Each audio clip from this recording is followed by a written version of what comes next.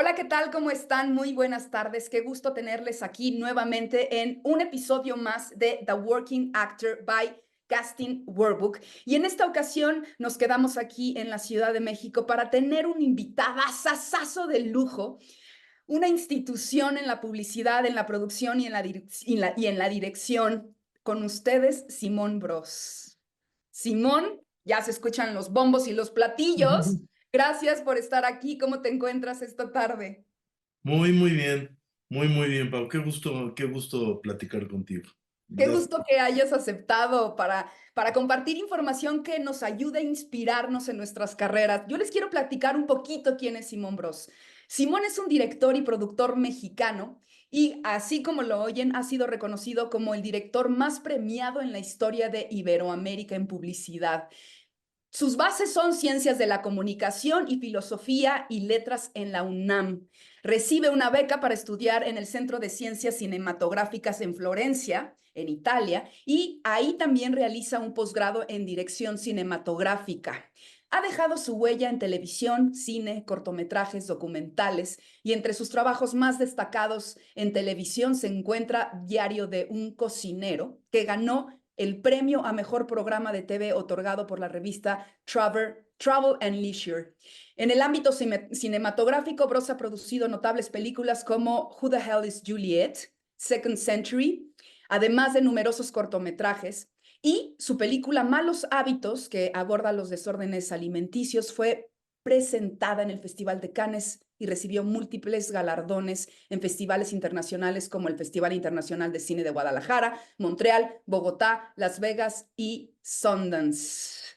Como productor ejecutivo, Bros nos ha dado exitosas películas comerciales como Nosotros los Nobles y documentales aclamados como La Libertad del Diablo, que ganó múltiples premios en festivales.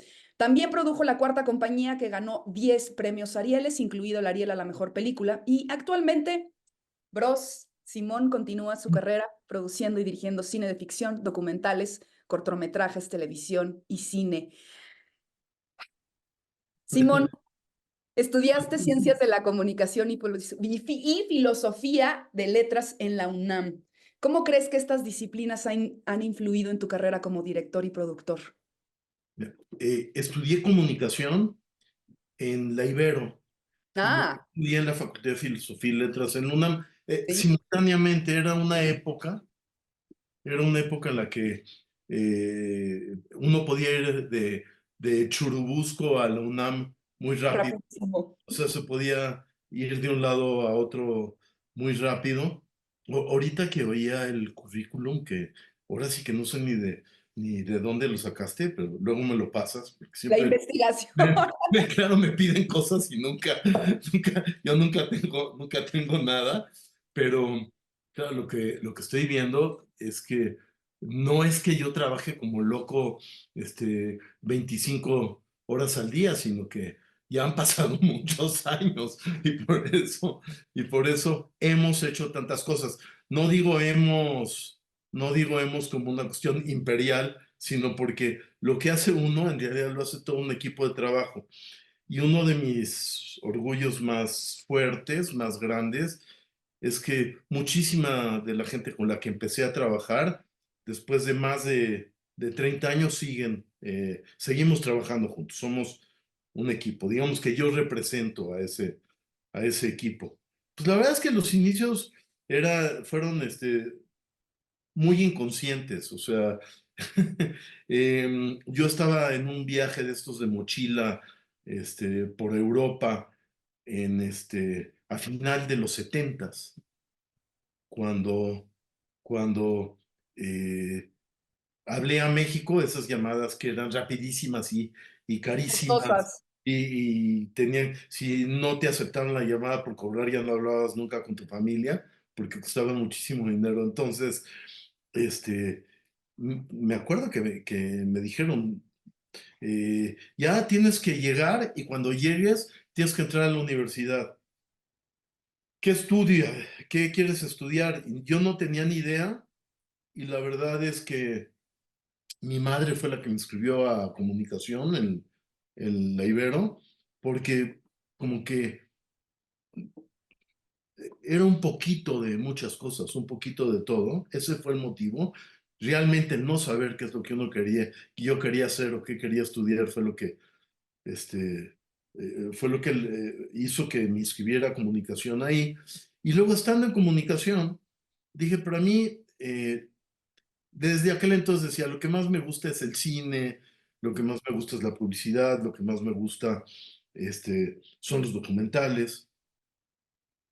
Y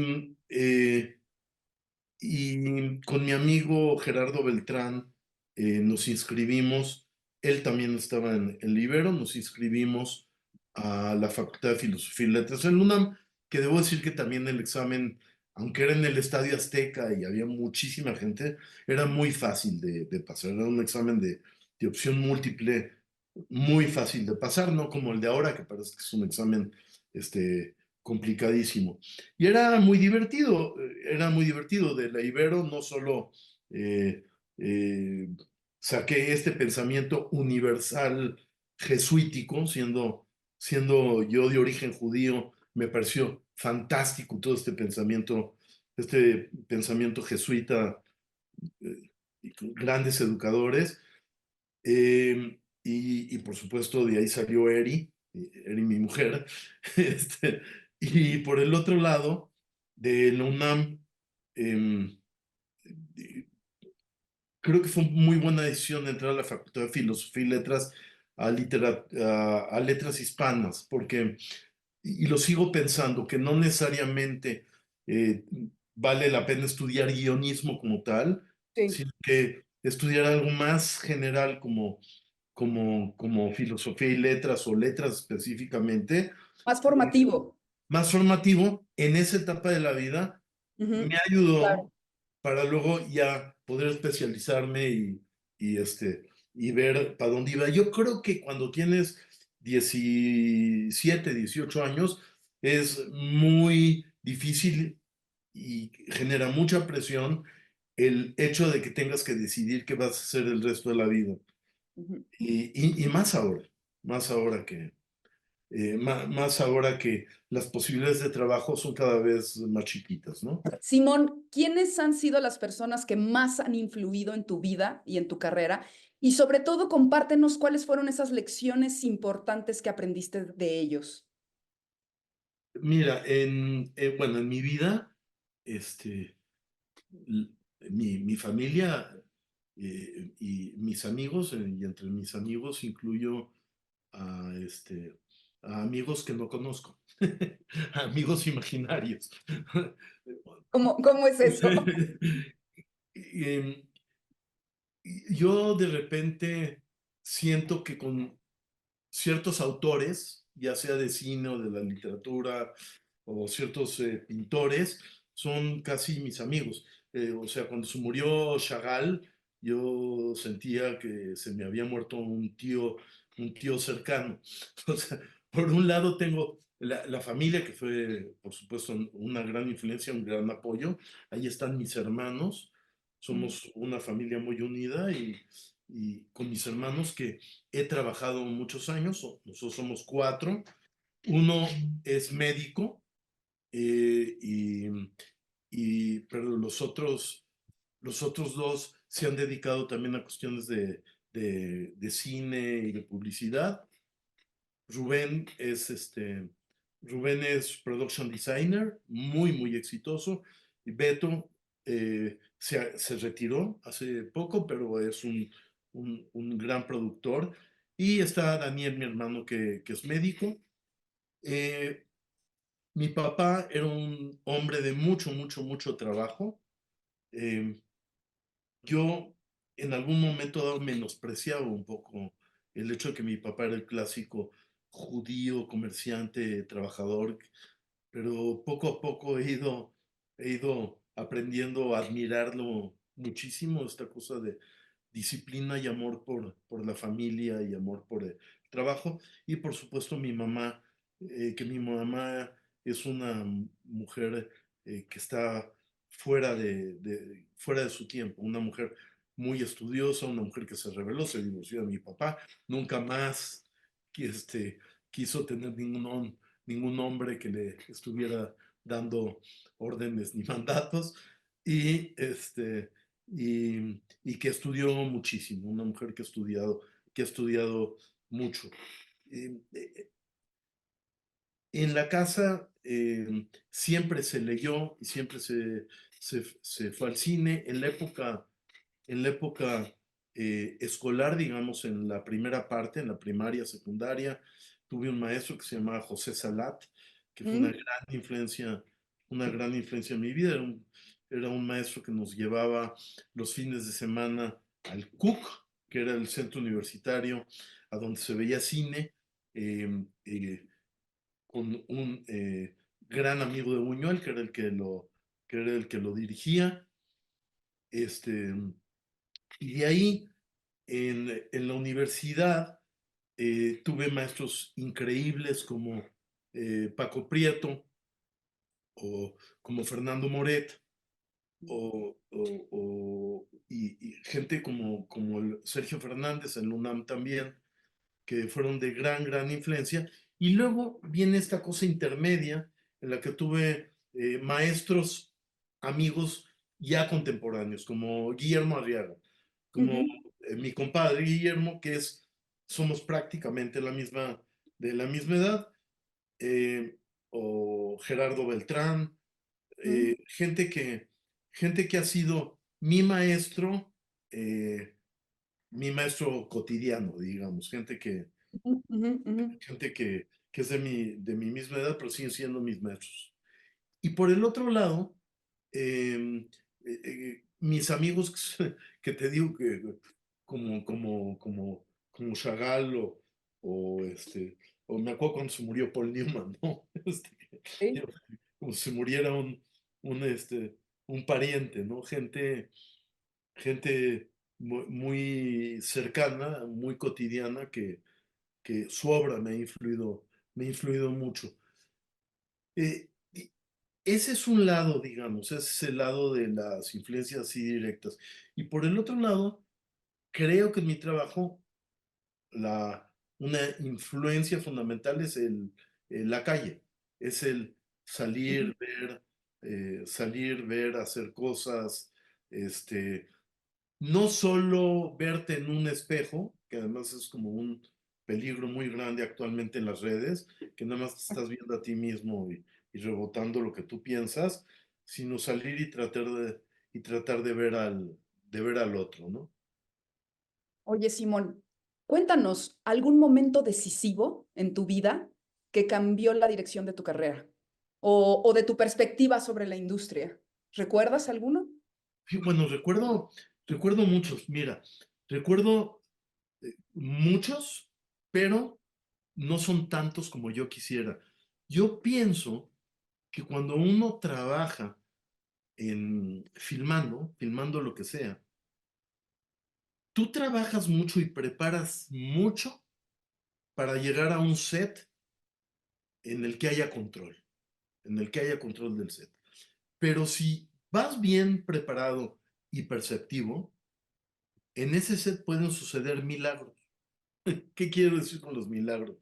Pasan cosas que tú no esperabas y que tienes que estar lo suficientemente atento para cazar esos momentitos. Y Ujú. generalmente los momentos más importantes en mi carrera han sido cosas que se han presentado que yo no esperaba. Desde ¿Como cuál, por ejemplo? en una Cuéntanos. locación, estar Ajá. en un diálogo fundamental y cuando voltea la cara a un personaje exactamente en ese momento, entre un rayo de luz que le pega en el ojo y que vuelve la frase fundamental hasta, hasta de repente una nube que cierra el cielo y cambia el tono del, del diálogo que se está manejando. Ujú. O incluso alguna cosa que en una escena salpica y moja el lente. Y en vez de cortarlo, lo dejas y forma parte de la escena. Esas son las cosas que me cambian la vida cotidiana, cotidiana. Cotidianamente. Y luego existen las grandes cosas que te lo cambian, el hecho Lo de que, magno.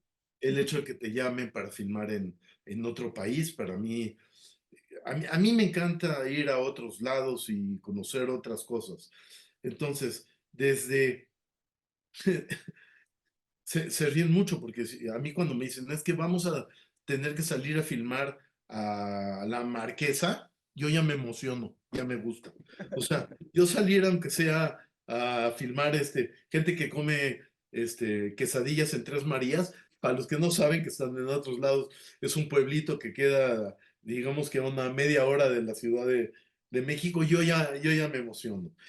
Entonces, los proyectos te cambian la vida. Y los proyectos internacionales también te cambian la vida. Y por el otro lado, tienes las cosas ¿Malas? que son malas, ¿Fracasos? son malas y te pueden cambiar la vida para bien. Yo Así he es. tenido por lo menos 3 pandemias. O sea, una pandemia que fue la que nos pegó a todos, Ujú. creo que fue una pandemia en la que traté de aprender cosas. Yo pensé que el mundo iba a también tratar de cambiar un poco y aprender más cosas. Y ahora que salimos de la pandemia, creo que entramos en un mundo peor del que, estamos en un mundo peor del que entramos en la pandemia. Y yo he tenido 2 pandemias anteriores que son 2 cánceres. Me dio un cáncer hace 25 años casi y me dio otro cáncer más reciente, hace unos años, de los cuales, bueno, nunca sales, siempre el cáncer es como ser diabético, no tienes que estar Estarte ahí checando. pendiente.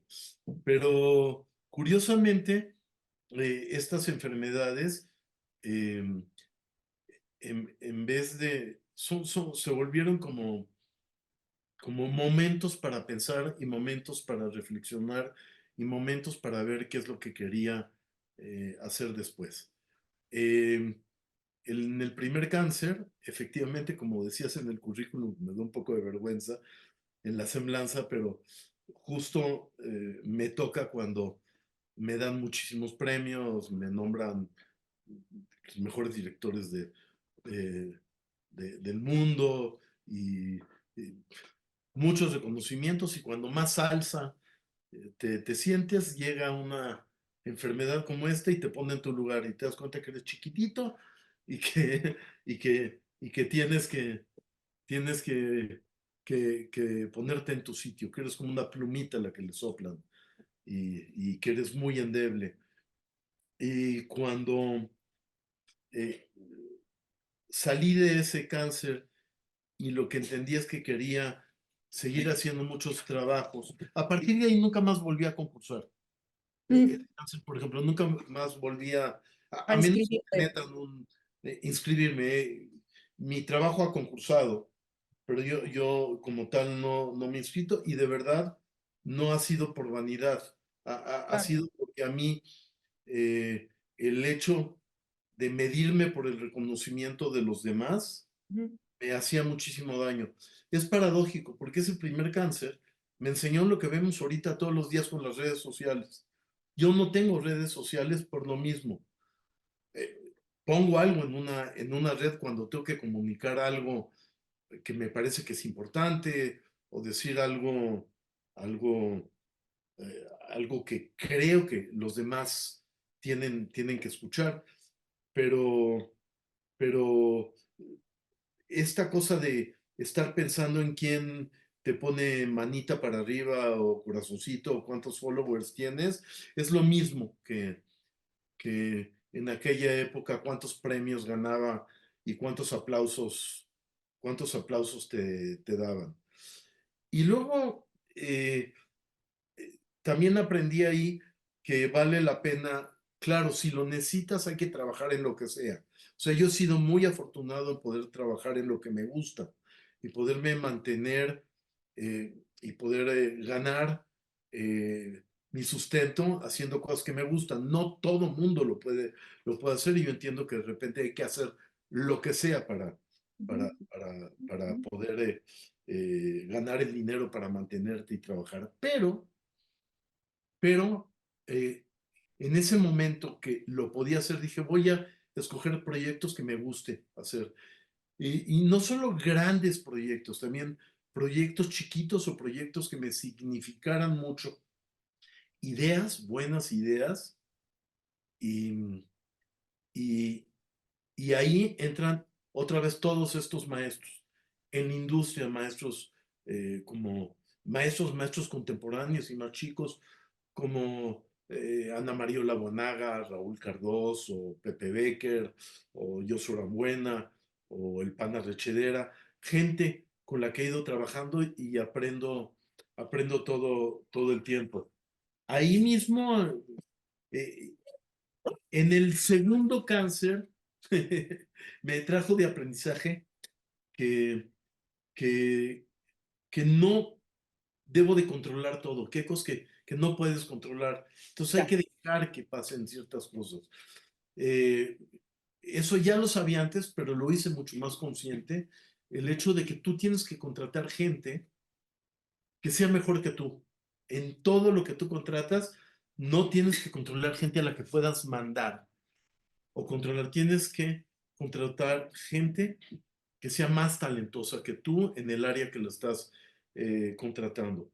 Y que eso hace que yo personalmente pueda seguir creciendo y no estancarme y pensar que lo que yo digo es lo que es y punto. Y así, y así, también lo dijimos al principio, yo como director o como productor represento a un grupo, a un grupo de gente, pero cuanto mejor sea ese grupo, pues mejor será el trabajo, que finalmente es el trabajo, el resultado, no necesariamente tiene que ser un trabajo, el resultado de lo que quieres. Claro. Y eso habla de tus valores y principios. Y aquí me gustaría que nos compartieras cuáles son esos valores y principios que guían tu vida y tu trabajo.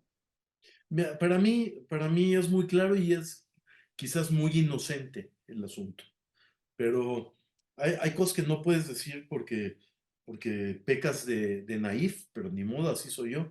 A mí me parece que tú tienes que tratar de ser buena persona.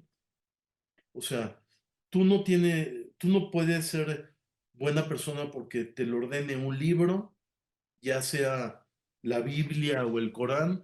Tú no puedes ser buena persona porque haya un ser superior que si no te va a castigar o por una promesa de, o por una promesa de un lugar mejor cuando te mueras. A mí me parece que, que tú tienes que tratar de ser buena persona y para ser buena persona tienes que enseñarle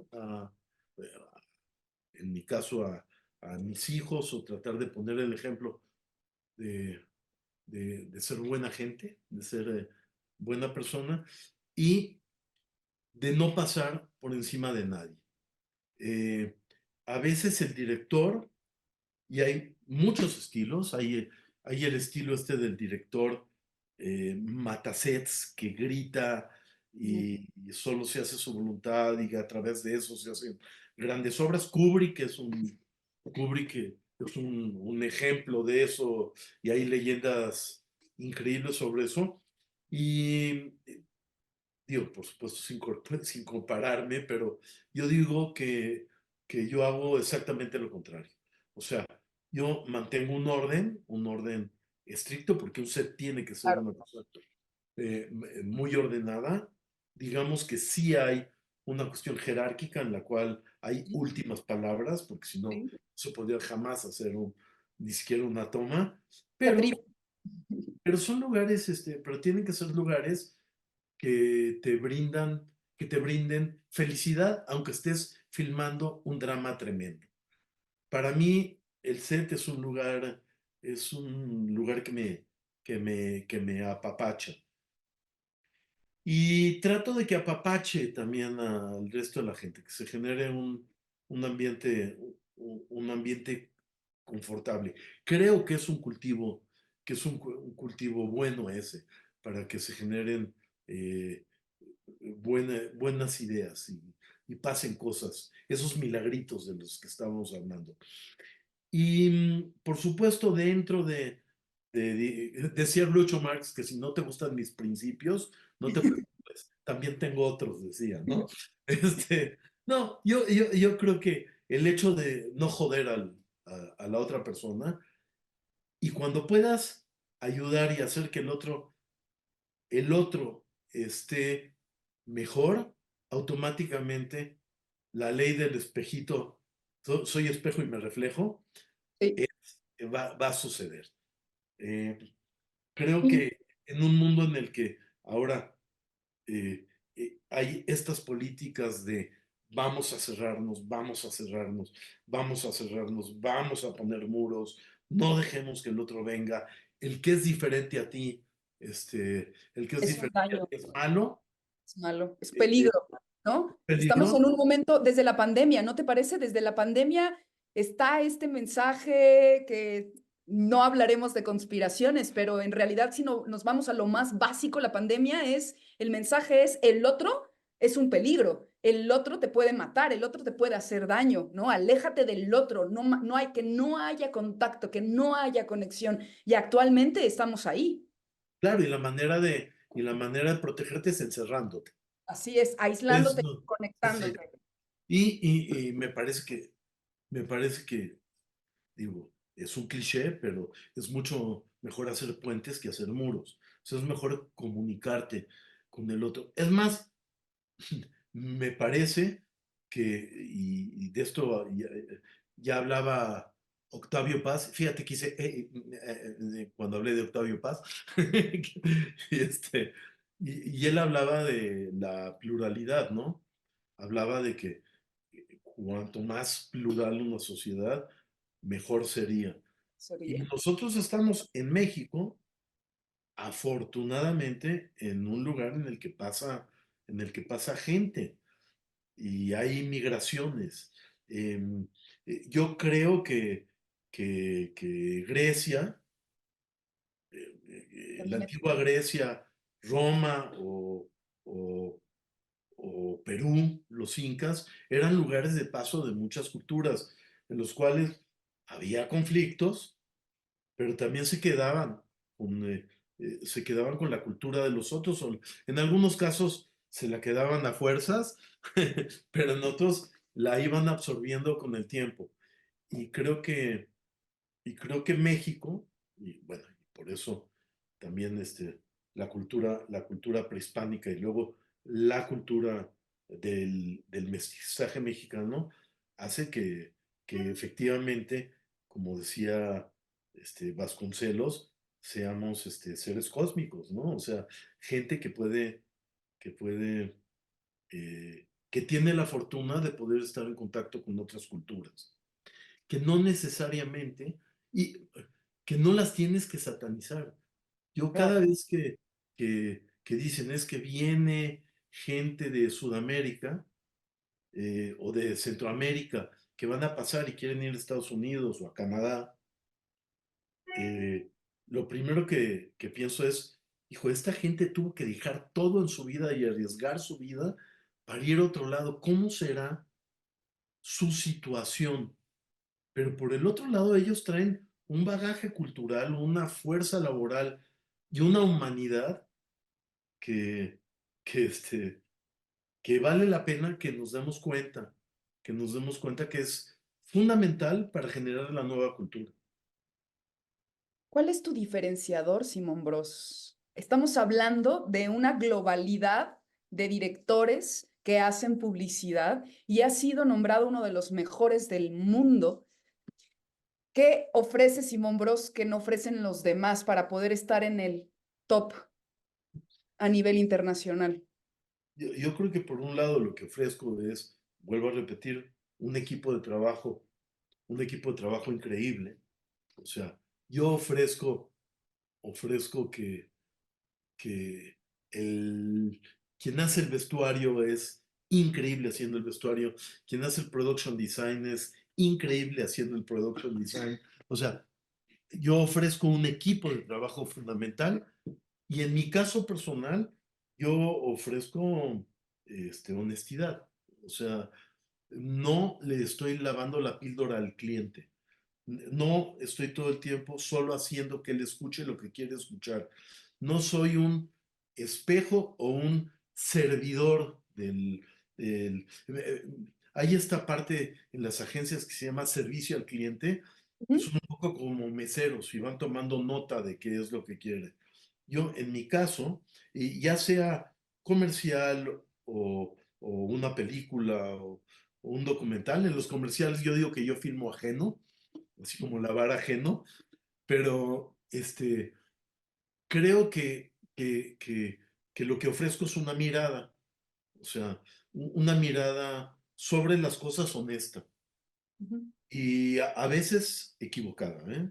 O sea, no siempre. Mi mirada es, eh, o si no equivocada, por lo menos no tiene que ser la misma la misma mirada del otro. Y creo que otra cosa es en mi caso es el placer de hacer. O sea, a mí sí me gusta mucho lo que hago. Y no Aunque no le, supieras de chavo que querías hacerlo, y ya me lo amas. y me gusta mucho. Y fíjate, si me despierto en la mañana para tener que filmar una escena enorme con muchísimos extras, efectos, y una escena gigante, o me despierto en la mañana para filmar un product shot de un producto chiquito y no sé qué, yo me despierto emocionado para los dos. Y además, con con mariposas en el estómago. Yo tengo el síndrome del impostor, ¿no? Ah, Después de tantos años, de, pues ahora sí que pues casi 40 años dirigiendo, empecé muy chico, de 3 años, no, empecé más grande, pero empecé de muy chico, empecé muy chico a hablando de la dirigir. honestidad, hablando de la honestidad. Sí, empecé de muy chico a dirigir. eh, Todavía acabo un proyecto y a la gente le gusta y funciona el proyecto y acabo y digo, híjoles, los volví a engañar.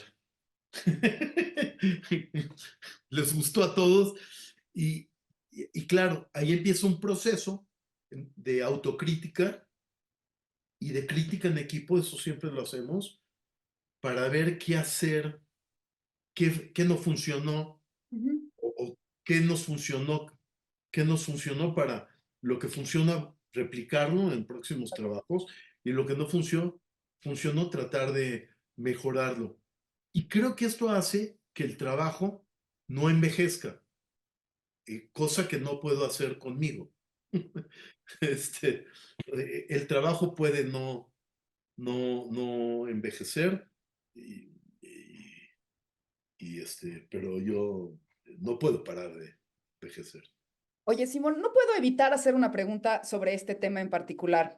La gente se acerca contigo, ya sean los guionistas, un director o un actor o un cliente para publicidad, porque están buscando un proyecto sólido o el éxito con el resultado, ¿no? Por eso voy a buscar a Simón Bros, porque quiero garantizar en la manera de lo posible un resultado. En el caso de nosotros los nobles o La libertad del diablo, ¿no? En el caso de nosotros los nobles, que es una de las películas más taquilleras en la historia de nuestro país, cómo manejas la presión de que tu equipo está buscando garantizar ese éxito comercial? Fíjate, yo creo que la única manera de tener éxito es no buscándolo. ¿Mm? Y eso es un grave error de los streamings y de los estudios actualmente. El hecho de buscar el éxito hace que tengas que hacerle caso al algoritmo o hace ahora a la inteligencia artificial. Pero entonces, em, todos los proyectos, cuando estás buscando el éxito y te vas fijando cuáles son los datos para llegar al éxito, hacen que tu trabajo, que podría ser o muy bueno o muy malo, o blanco o negro, se queda en una zona gris. Entonces, la mayoría de los productos que vemos que están buscando el éxito y que lo están buscando, digamos, de una manera sistemática o algorítmica, Sí. generalmente son proyectos mediocres. Mm. Son proyectos que se parecen y que se quedan en medio. Creo que todavía, no sé después, pero todavía el factor humano es fundamental. Por ejemplo, de estos dos casos que hablas, que son dos Ujú, casos, son dos casos muy diferentes, pero son dos casos de proyectos muy exitosos. ujú. De hecho, quizás un proyecto pagó el otro. Siempre el proyecto que Ok. le va muy bien económicamente puede pagar el otro proyecto y me siento igualmente orgulloso de haber participado en ambos proyectos. Y los dos proyectos tienen algo en común, que son las cabezas de los proyectos. De un lado está Gary Alasraqui, que vino, bueno, voy a platicar de historia brevemente porque es padrísima. Viene Gary, que es un poco como mi ahijado, lo quiero mucho desde que empezó a trabajar conmigo, conozco a su papá, conozco a su mamá, conozco a su hermano, a toda la familia, esta cosa como de familia judía, que dale, ayúdale por favor a mi hijo, y viene Gary, y bueno, y Mark también, que son increíbles personas, y llega Gary y me lee un primer guión, una cosa que escribió y era un drama horrible, era espantoso ese primer guión. Y yo creo que Gary lo sabía. Aquí en la casa lo leímos y estaba mi hijo, estaba mi hija ahí escuchándolo. Y platicando dijimos, ¿por qué no? Seguimos, la historia de Buñuel, cuando llegó a México, es que él quería hacer sus propias películas, surrealistas, pero tenía que hacer algo que ganara dinero. Y él hace una película que, que es un éxito comercial. Y esa película, que se la regalo yo a Gary, es la base de nosotros los nobles, que se llamaba La Familia Florentino, ese guión en un principio. Se empezó a trabajar el guión y, y el guión era súper simpático, era muy, muy divertido y estaba, pero fíjate que se acabó y se acabó por un precio muy sensato. Ahí hubieron productores increíbles, Leo Simbrón, el mismo Gary, el mismo Carlos, gente que trabajó mucho, muy, muy buena. Y cuando veíamos las escenas, nos daban risa. Pero yo me acuerdo el día que entré a la premier, que por cierto yo llevaba un mes fuera de México en una de estas operaciones de operaciones del cáncer, y entré al Metropolitan, a la premier, y entré tarde. No quería entrar ni a la alfombra roja, ni nada de eso, que esas cosas luego no me gustan. Entonces entré directamente y cuando entré en la sala que llevaba 3 minutos la película, oí una carcajada. Ay, y sonaba, y dije, bueno, es una premier, las premier son burbujas en las que Claro, paleros, dicen. ahí está llena de paleros, ¿no? De paleros, pero luego la gente se empezó a reír y había gente que se pichaba de la risa, que de verdad se reía muchísimo. Y ahí me empecé a dar cuenta Funciona. que la película funcionaba y que iba a ser un éxito. De hecho, salimos con menos copias de las que, es uno de los primeros casos de película que en vez de bajar a las 2 semanas su número de copias, empezó a subir su número de copias. Y el éxito llegó realmente, nunca se hizo un estudio de mercado para ver cuál iba a ser No te lo creo. que fue una película exitosa. No te lo creo. Nunca se hizo nada, ni siquiera, Sí, el estudio de mercado era leer el guión, leer el guión, ver las escenas, divertirnos y decir, esto está funcionando. Del otro lado, Everardo viene con Ricardo, con Nina Payán, con esta idea de la libertad del diablo, y es una película durísima. Es más, es una película que cuando yo veía los rushes, veía lo que se iba filmando, era insoportable verla. Si tú llegas y le planteas en aquel momento a quien sea, vamos a hacer a un streaming, vamos a hacer un documental sobre el narcotráfico, pero no va a ser una apología del narcotráfico. Todo el mundo va a llevar una máscara, no vamos a ver a los personajes, porque es para que Everardo pudiera hacer la película y pudiera entrevistar a estos personajes. Se le ocurrió la máscara, que me parece una genialidad, porque además todos se vuelven la misma persona. Él, el que mata, el que mata, el pariente del muerto, el policía, el narco, todos se vuelven un poco la misma persona. Eh, y es el mismo caso. Ningún streaming o ningún estudio te lo aprobaría. De hecho, de hecho, otras películas eh, empezaron a aprobarse a partir de la libertad del diablo para los streamings, pero tuvo que haber llegado esta película y generar lo que generó para que funcionara. Todo lo que funcionaba eran series de gente guapa en papeles de muy guapos haciendo de narcos, muy exitosos, desde series más complejas, desde series más complejas de Netflix hasta pequeñas series producidas en Colombia o en otros lugares, países más chiquitos, digamos, que los Estados Unidos.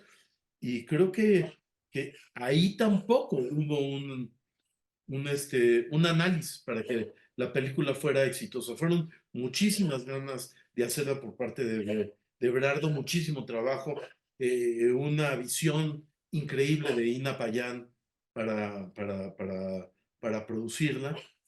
Y, y creo que en mi caso, eh, en mi caso, fue la confianza otra vez en el equipo de trabajo, en decir, estos proyectos valen la pena. O creo, en un caso que vale la pena hacer un proyecto en el que te cagues de la risa, Sí, en sí, el sí, que luego me parece que se ha abusado. Ha sí. habido muchísimas imitaciones de Buscando simular ese éxito, ¿no? ese éxito. Por ahí ya vimos que no es el camino. Ya vimos que ese no es el Según camino. Bros, no es por ahí. Ya vimos que no es el camino. Y por el otro lado, también muchas imitaciones tratando de reproducir el éxito. Es una película dolorosísima, La Libertad.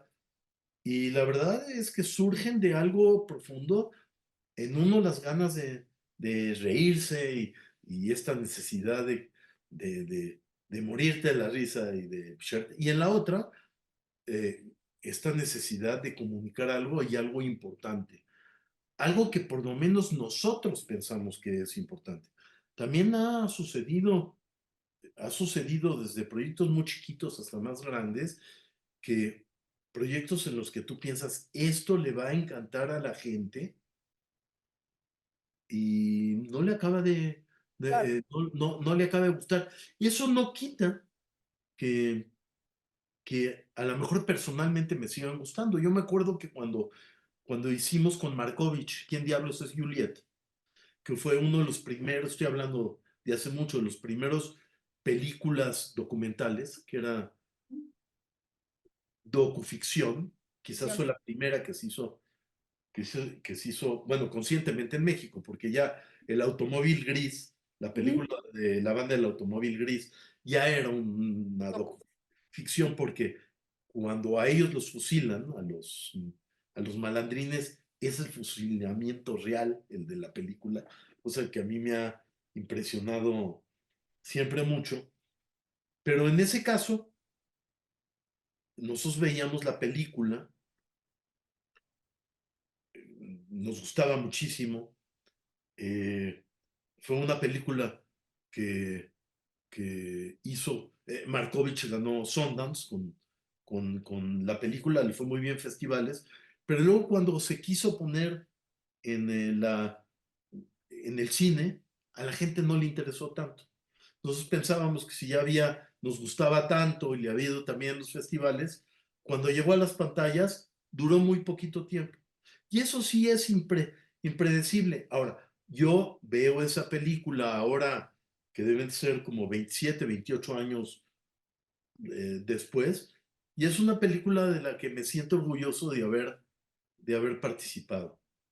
Oye, Simón, para ti, ¿qué deseas crear en esta etapa de tu vida? En lo personal, ¿eh? Si quieres hablar también de lo profesional, porque lo ves como algo personal, adelante, pero ¿qué desea crear para sí mismo, Simón Bros? ¿Qué experiencias de vida? ¿Algo que quieras aprender? ¿Algún lugar que quieras visitar? ¿Algo que quieras experimentar? Mira, yo nunca me pongo metas. ¿Mm? Yo no, y especialmente en los últimos, digamos, 20 años, no me pongo metas, ni lugares, ni lugares económicos, ni lugares de prestigio, ni lugares de éxito. Yo lo que tengo ganas es y vuelvo a la cuestión naif, de inocencia, pero yo tengo ganas de vivir rico, comer rico, descubrir cosas todos los días. Yo, yo busco el sorprenderme. eh, para eso sirve mucho la poesía. O sea, no hablo de los poemas rimados, pero leer poesía sirve mucho. Siempre encuentras cosas. Igual que en los autores, puedo encontrar, todo el tiempo leo, siempre estoy leyendo un libro que ya había leído y un libro nuevo. Ujú. Eso empecé a hacerlo a partir de la pandemia. Entonces me acuerdo que estaba leyendo al mismo tiempo este, em, Extrañas, que era un libro nuevo de Guillermo Arriaga, y estaba leyendo Crimen y Castigo al mismo Mm. tiempo. Es, era increíble como experiencia porque por un lado eh, estaba yo leyendo, eh, volviendo a leer Crimen y Castigo, pero ya yo siendo el personaje mayor, a la edad del Ah, personaje mayor. ok. Wow. Lo leí por primera vez En la cuando yo tenía universidad, la edad de Raskolnikov, claro. claro.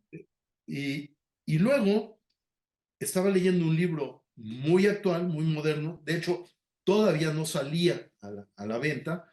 Guillermo me mandaba las páginas y lo estaba leyendo mientras lo iba escribiendo, de un escritor de mi edad, pero escribiendo algo súper actual. Y hazte de cuenta que leí un libro totalmente diferente, este, eh, de en Crimen y Castigo, un libro totalmente diferente de Dostoyevsky, por el otro lado, un libro totalmente nuevo de, de Guillermo Arriaga. El buscar esos viajes, si son viajes, a mí me encanta. El descubrir un lugar rico donde comer, que no necesariamente es un lugar que tenga que tener una recomendación de las estrellas Michelin, Claro. que, que también me gusta descubrir eso. Pero, por ejemplo, con un bola, ir y descubrir ese taco específico de tal mercado que queda en un lugar este, eh, que solo lo hacen ahí o lo han hecho ahí desde hace años, ¿Estás son hablando del doctor Volavsky? del doctor Volavsky, de ese mismo. Personaje en Personaje tu increíble, país, en México. que es un experto en comida y bueno, es un Experto en experto en la comida, vida. poeta, Y, comunicador. y es un gran poeta, David. Y eso también es otro tipo de viaje. O sea, el viajar todos los días. Cuando estaba la pandemia, y tenía que estar aparentemente encerrado, también trataba de viajar, de, Claro. de viajar todos los días. Y lo que espero es, primero, y vuelvo a lo naif, lo que espero es poder tener salud para poder hacer eso y sobre todo que la gente que quiero también Ujú, la tenga. ujú, Eh, yo creo que uno tiene que estar muy agradecido cuando aparentemente no pasa nada. En la vida se te va a morir tu papá, se te va a morir tu mamá, se te va a enfermar un amigo, tú te vas a enfermar, eh, le va a pasar una desgracia a alguien a quien quieres mucho. O sea, todo eso malo ya lo tenemos garantizado. así es. Entonces, cuando no pasa nada de eso, es un gran momento. Y esos huequitos que te va dando la vida, hay que aprovecharlos, cabrón. Hay que, hay que sumergirse en esos momentos y tratar de exprimirlos. Y eso no tiene que ver otra vez ni con el éxito, ni con el dinero, ni con el... No, tiene que ver con el disfrute. Y el disfrute, desde el disfrute táctil, el disfrute En los sentidos, de los sentidos, hasta el disfrute intelectual. O claro. sea, las cosas que pasan por el corazón y que pasan por el corazón y pasan por la mente. Y nada más hay que estar abierto, hay que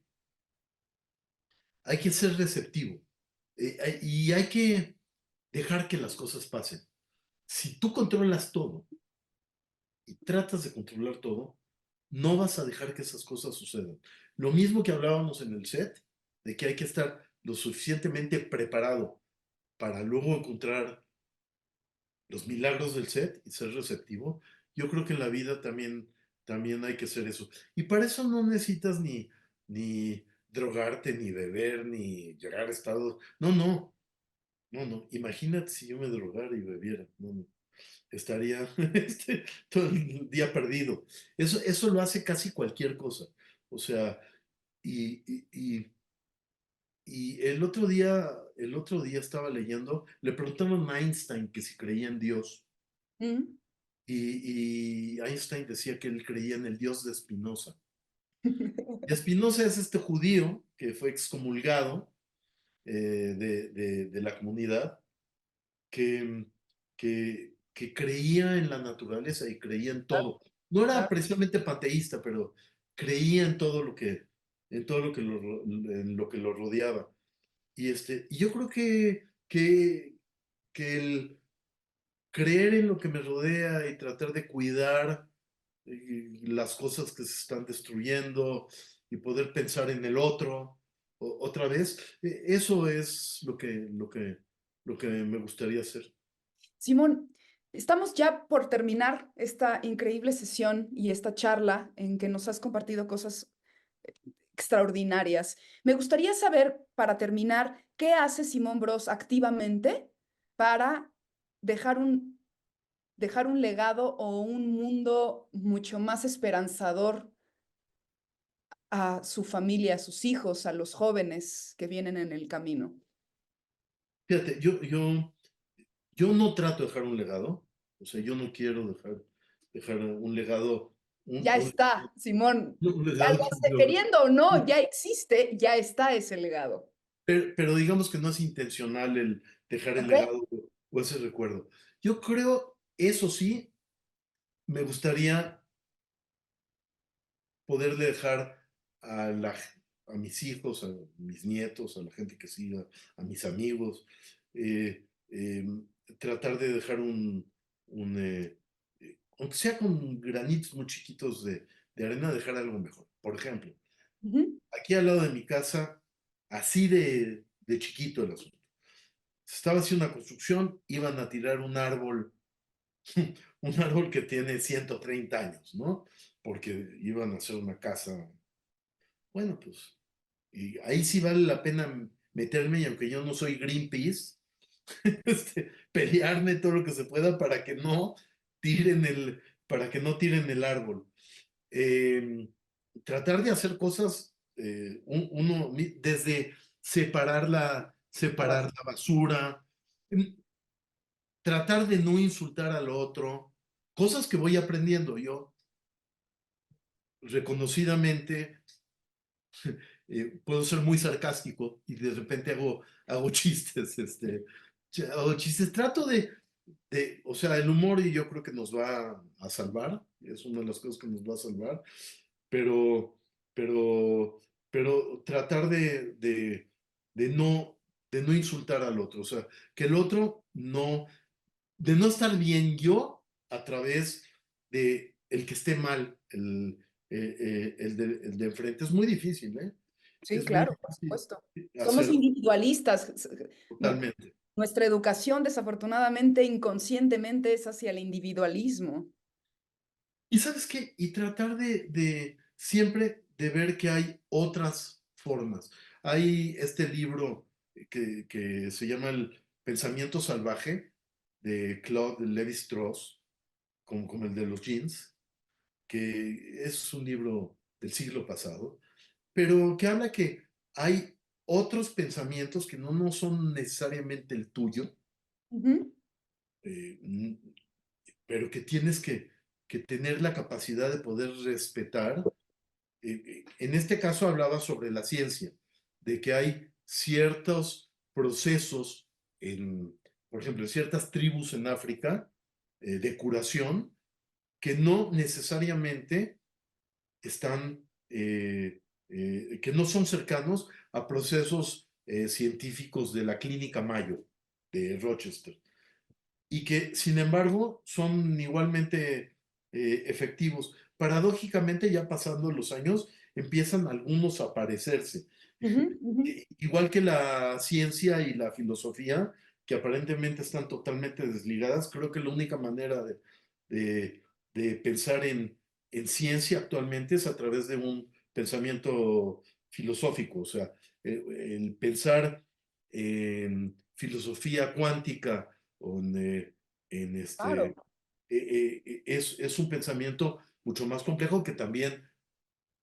y también el saber que no todo lo puedes comprender, no todo lo puedes comprender, no todo lo puedes otra vez controlar y entender, este, creo que dejar eso y dejar que, que el otro viva y y que, y que el otro se desarrolle y poder fidedignamente em, gozar con lo que hace el otro, quitarte una soberbia natural que tenemos, que es muy difícil de quitar. Creo bueno, creo que es una meta y creo que es algo que me gustaría que mis hijos, mis nietos, supieran y pudieran desarrollar. Simón, tres consejos para aquellas actrices, actores que están iniciando su carrera, que se sienten tal vez por momentos decepcionados, dudando de si escogieron bien o no por la impermanencia de la posibilidad de estar en proyectos. ¿Qué le diría alguien como tú a esas jóvenes generaciones? Lo primero es hagan las cosas, no las platiquen. No hablen todo el tiempo de proyectos. Hagan los proyectos. No vean el fútbol en la tele, jueguen fútbol. No vean las competencias de natación, naden, hagan las cosas. Se la pueden pasar diciendo es que tengo estos proyectos. Si no hay proyectos, provóquenlos, háganlos. Un- eh, Actualmente con las nuevas tecnologías, si tienen una cosa que quieren comunicar, ya con un teléfono celular se puede generar una narrativa. Si la narrativa es importante, la gente va a poder Ah, ver, sí. lo va a recibir. Hagan las cosas. Dos, eh, confíen en su instinto. Eh, Generalmente, eh, cuando te viene un pensamiento instintivo, lo dejamos para ver el pensamiento 2, 3, 4, 5, 6, 7. Si ese pensamiento uno instintivo rebota, hace un rebote en su cabeza, síganlo, sigan ese pensamiento instintivo. Y tercero, no, no hagan nada, y estoy hablando desde, especialmente para los actores, actrices, no hagan nada solo por agradar. No hagan nada solo para agradar o para quedar bien con los productores. Estudien, trabajen, mediten, tengan la fuerza para sobrevivir en una carrera que es dificilísima, pero no concedan. Y no concedan cosas, especialmente si para ustedes son inadmisibles. Eh, eh, vuelvo otra vez, háganlas, confíen en su instinto y, y háganlas dignamente. Muchas gracias, Simón. Gracias por dedicarnos este tiempo. Viajé contigo, gracias por ayudarme y acompañarte en un viaje de la historia de tu carrera. Gracias. Un placer hablar contigo, con alguien como tú, aprender y sobre todo, pues que pudimos transmitirles a todos los que nos están viendo en este momento experiencias extraordinarias de gente extraordinaria. Y recordando que cada uno puede crear también para sí mismo momentos extraordinarios en nuestras vidas. Muchas gracias, Simón. Gracias por haber estado Un aquí. placer, de verdad, muchas gracias. Gracias por... Gracias a todos. Gracias a ti que nos estás viendo. No olvides suscribirte al canal y ponerle en la campanita para que te lleguen las notificaciones de cada uno de los capítulos que seguiremos compartiendo con ustedes. Muchas gracias y nos vemos a la próxima. Hasta luego. Gracias, Simón. Nos vemos en el set. Gracias, nos vemos en el set, Pap. Hasta Gracias. luego. Gracias.